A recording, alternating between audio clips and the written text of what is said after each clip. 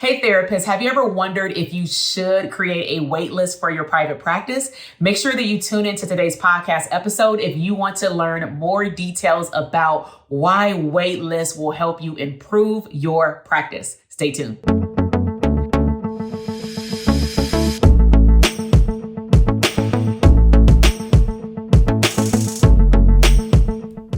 Welcome back to the Branding for Abundance podcast, where we talk about all mental health things to help therapists build profitable businesses and lifestyles. So I am your host, Dr. TK, licensed clinical psychologist and #1 therapist business coach.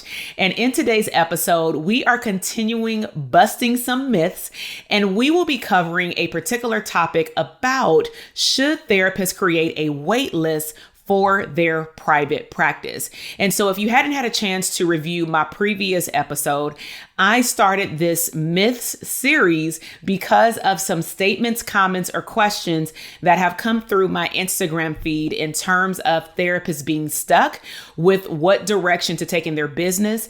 And they're also preventing growth in their business as well. And so if this is your first time tuning in to the video, because we also have a audio podcast, is my setup is that I have notes in front of me just so that I can make sure that I include all the details because I don't want to leave anything out. So let's go into the first myth, okay? More so like a statement that therapists have made, at least in my stories on Instagram. And so the first one is therapists should not have a wait list because clients need to be seen right now. Right? That is a statement that we get. And so the method of me answering these questions, and make sure that you have your pen and paper, is that we will first cover having a better quality question, meaning we need to reword the question or the statement. Also, I will help you reframe in which you can take massive action on some of the suggestions or tips that I share with you today. And so a better quality question to the myth of therapists should not have a wait list because clients need to be seen right now is, how can I attend to potential clients' needs while on my wait list? That is a better question that you want to ask yourself. So in terms of reframing that question and breaking it down into more actionable steps, is that you can still collect information during a consultation. Now, if you are not doing a consultation, it does not allow you, or you're not allowing yourself, to screen clients to determine their level of care to decide if they actually should go on a waiting list. Some of the clients who come to therapy are very much so high functioning. And the fact of the matter is they waited so long to even find you, or they waited so long for a therapist to call them back, that some of the clients are more willing to wait on a therapist who is a good match for them versus being put on a wait list like a clinic and they know nothing about you. So you can conduct a consultation to ensure that the client is a good match for you. You can also request permission from the client to put them on the wait list. So let's just say you have a consultation and you deem that the client is a very good match for your therapeutic services, but you literally clash with availability or you have no spots. You can actually ask the client if they're okay with you putting them on your wait list and allow them to make the choice. Okay. So I do want to share a story with you in terms of me being able to move clients to my wait list and actually what happened. So I spoke about this in the previous episode in terms of me going out on maternity leave, and I had a caseload of about 25. And so during that time of me seeing some of my clients still on leave, and then of course during my regular maternity leave, because I was put on bed rest the first portion unexpectedly for approximately 4.5 months. I was on regular maternity leave for 3 months because I had an emergency C-section. And so at the time, I was in my own coaching program in a mastermind. They were teaching us about branding and marketing. And I really just decided while I was on my couch to dive into my coaching programs and dedicate a lot more time, since all I got is time, right? And so what I started to do is build a wait list of clients. And the only reason I did this at that time, because it really wasn't on my radar, was that one of the potential clients said, I know that you said you're on maternity leave. I really want to see you. I've been, trying to find a therapist for 6 months. And you by far are the person that I feel like would be a good match.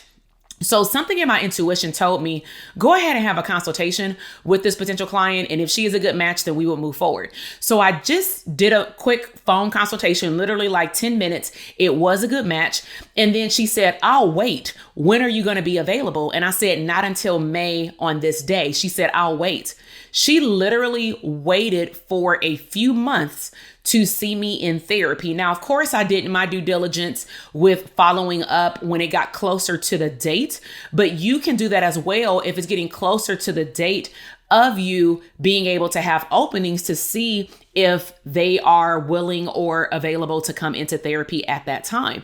Okay. Now, another thing you want to consider based off the story that I shared with you is just making sure that when you put people on the wait list, that they are your client avatar. They are your ideal client. You just don't want to be increasing a wait list just to say that you have a wait list. That is not conducive to high quality care in the mental health field. Okay. So you may be wondering, well, wow, I want to learn how to do this consultation process. Well, in the Dope Therapist Academy, I am going to interrupt this podcast episode right now and do my own little commercial. And I want to take you behind the scenes and show you what we teach in the Dope Therapist Academy in our signature program that will show you how to develop a profitable framework for your private practice, whether you are just starting or revamping your revamping your private practice. So stay tuned. I hope that you're enjoying today's podcast episode. And yes, I am interrupting my own podcast show to invite you to check out the Dope Therapist Academy, also known as DTA. We help therapists move from living check to check, not seeing their ideal clients in their practice, feeling overwhelmed as a result of running their business by themselves, and not seeing real and true profits in their private practice. All you have to do is head over to www.drtk.com/DTA. This program has helped therapists in over 30 states, and it can help you too. DTA is perfect for any therapist either starting or revamping a private practice to experience exponential growth and earn 10K months or something better. In less than 60 days, we have helped our students implement our 5-step brand model, which results in a massive upscale of their business. So how would you like to build your dream caseload with your ideal clients? Create a profitable business blueprint, a map, so that you can know exactly what to do in your business and create your dream schedule. How would you like to gain clarity about your niche so that you can also add streams of income beyond your wildest dreams? What about developing a wealth mindset as a business owner, not just an entrepreneur or a boss, so that your private practice can generate profits? How would you like to press an automation button in the back office of your practice so that your business can run efficiently and effectively while you live abundantly? And lastly, how would you like to delegate tasks to accomplish the freedom lifestyle that you deserve and build a team? So regardless if you are a newbie, existing private practice business owner, or you have a private practice part-time or on the side, you deserve to create a business and a lifestyle full of abundance. So to learn more about the Dope Therapist Academy, be sure to head over to www.drtk.com/DTA. Now let's tune back into our podcast show. Okay, so now that we're back and you learned more about DTA, let's continue diving into should you build a waiting list for your practice. And so myth number 2 is sitting on a wait list can make clients' symptoms worse. So let's ask a better quality question, which is what information are you providing to the potential client to explain your waitlist process? That's one, because if clients don't understand the waitlist process, we don't want them to get a misunderstanding of A, we're their therapist already when we're not.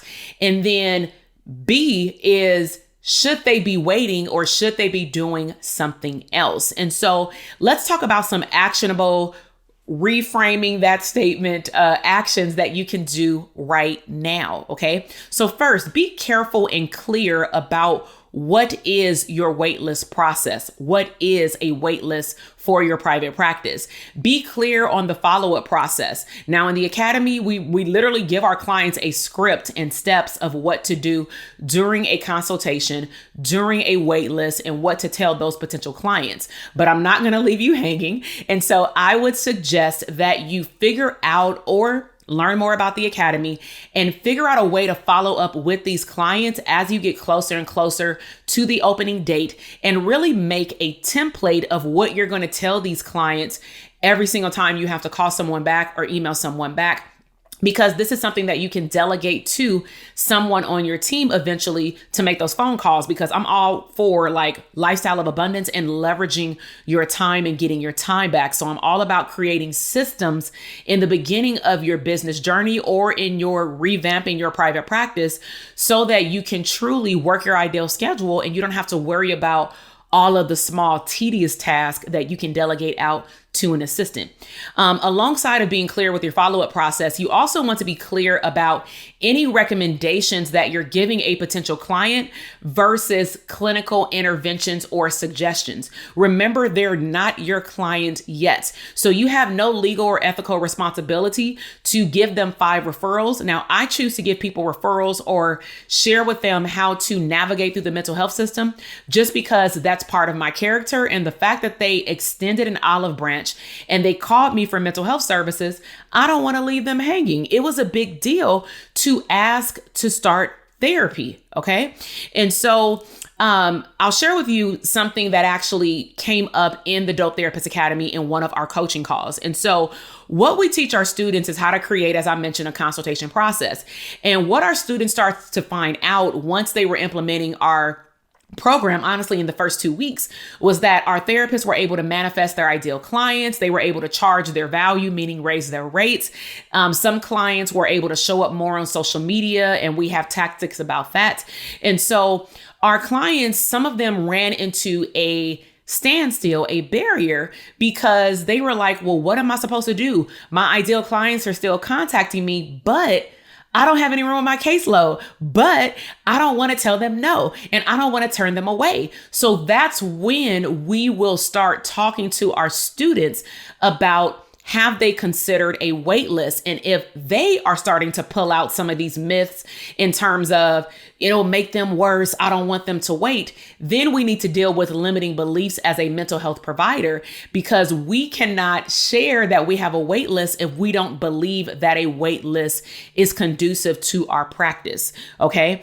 And so because our students are able to create a client framework, also known as a client funnel in the marketing world, our clients, our students are provided step-by-step of how to introduce a waitlist to a client, what to say when the client is on the waitlist, and then what to do to either move the client from waitlist to active or remove the client from the waitlist altogether. Okay, so now we're going to move into myth number 3.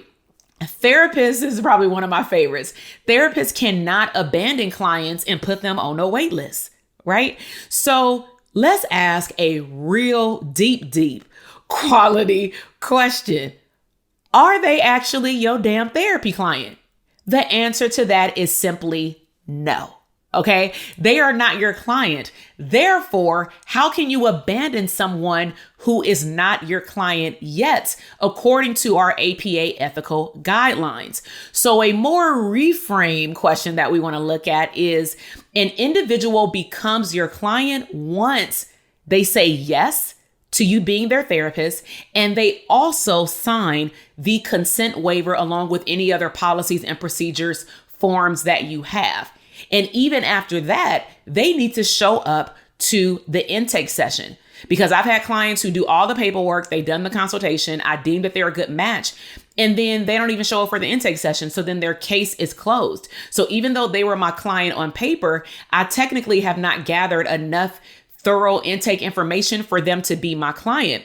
And so you want to be very clear about your APA ethical guidelines as it pertains to you letting up some weight off of your shoulders in terms of what you should and should not do with potential clients. That's the key phrase, is potential clients. So you cannot abandon someone who's not your client yet. You can provide, as we mentioned in myth number 2, recommendations and referral resources. Be very clear, because you're not their therapist yet.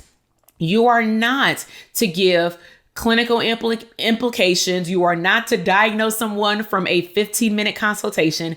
You are not to give them clinical interventions, but you can guide them to self-help books. A lot of my students that are in my mastermind, they are mental health therapists in their private practice, but they also have digital products, they have workbooks, they have online courses. So if those things are beneficial to this potential client, to maybe help them hold on to you while they're on the wait list, if they don't find another therapist in the in-between, because that's a part of my referral process, is still look, because I don't want their symptom or their situation to get worse, but I'm also not going to diagnose them or give them clinical interventions because I cannot follow up with them. You have not conducted a thorough intake to give clinical interventions.